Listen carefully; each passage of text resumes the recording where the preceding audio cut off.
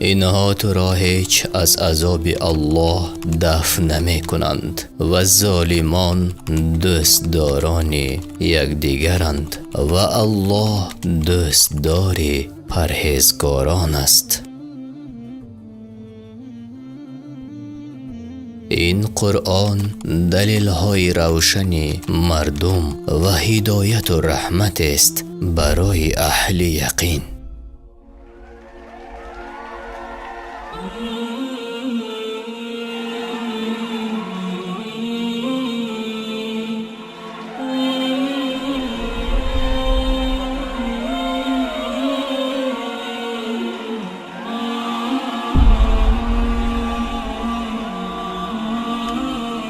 آیا آنانی که صادر کننده بدی ها می شوند می پندارند که در قطار کسانی که ایمان آوردند و کارهای شایسته کردند قرارشان می دهیم و آیا زندگی و مرگشان یکسان یعنی یک خیله است؟